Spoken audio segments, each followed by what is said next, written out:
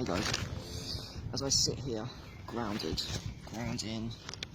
legs to the ground, the sun is out, the maximal lux, my hands are out too, just sitting here like this and grounding and sun gazing. I was thinking to do a video and just to explain and what was going through my thought processes of sun gazing and why I fucking love that shit, and why I do the grounding too. It's so magical to do free therapies, to be aside nature, both free and paid, but don't leave the free therapies behind, guys. They're friggin' amazing. I love the grounding because it grounds you. We're all imbalanced by the matrix in between our left and right brain hemispheres. Somewhat, some of us severely, but everyone is a little bit. No one is completely pure where they're completely left and right brained up. And as a consequence of the brain being imbalanced, by the way, from the system, it's set up like that. The system is set up like that to imbalance the brain, the baby's brain, plus the toxins. Oh god, toxins, man. A fetus in a womb has 200 chemical toxins already.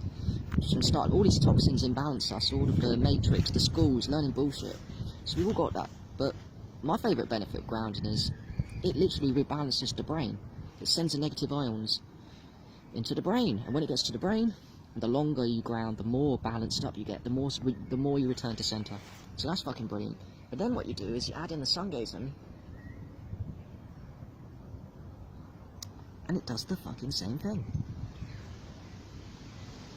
So the sun, looking at the sun, grounds you too.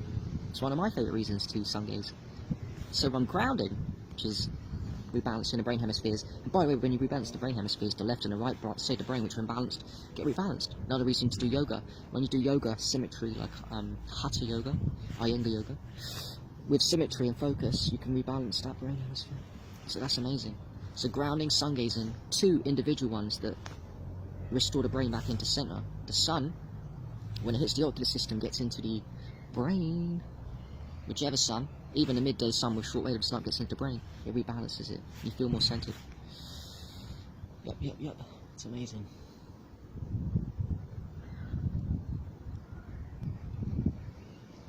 And one more thing I love about sun gazing, there's so many reasons, by the way, to sun gaze and ground. But one of my favourite, on top of the fact that it rebalances just like the grounding when you do together, you're like, whoosh, it's the lux. Because you'll never receive more lux, sunlight. Lux is sunlight. It's not sunlight, but lux is what you want into your eyes. This is the most important photoreceptor light.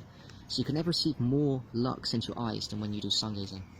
10,000 lux, maximal. And what that does is it resets your circadian rhythm back to fucking precision. Gets into suprachiasmatic nucleus in the brain, which is the master regulator hormone and master regulator. Sorry, it's not the master regulator hormone. It's the master regulator circadian. It's the master regulator for the circadian rhythm, the SNC, suprachiasmatic nucleus. You're looking at the sun, resets it to its optimum. So like a Rolex watch, your body gets in precise precision to the time that actually nature has given to us, because the sun tells the time. The sun, gazing at different times, will tell your body at that time. Think of what I just said there. Your body clock will reset to the perfect time of nature. Align yourself with nature, your entire organ system, whether your liver, your gallbladder, because they all do different things at different times. Switch off, but when you sun gaze at it, to any moment in time, it tells your body, this is the time. So now when I sun gaze, I don't need to know the time, because nature tells me the time from sun gazing, and that resets the suprachiasmatic, and it says every sun gazing at a particular time says, okay, the sun's at this point. Now the SNC gets hit up. It's the master circadian rhythm controller, and all the other hormones that your body know when to offshoot hormones and all that kind of stuff. But another great reason with the maximal sunlight from sun gazing is when you get maximal light into your eyes in the daytime, it gives you maximal deep dark sleep at night.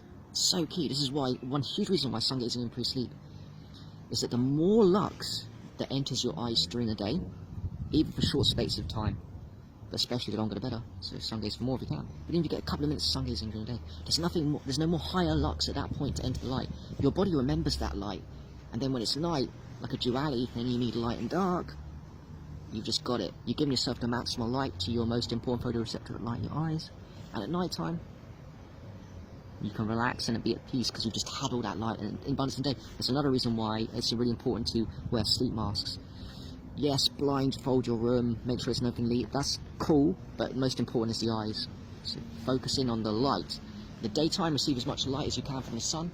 At night, make sure you receive as much darkness to your eyes as possible by wearing night shades, so that way you can control your environment a little bit. So, peace! Enjoy me for this last bit of sungazing.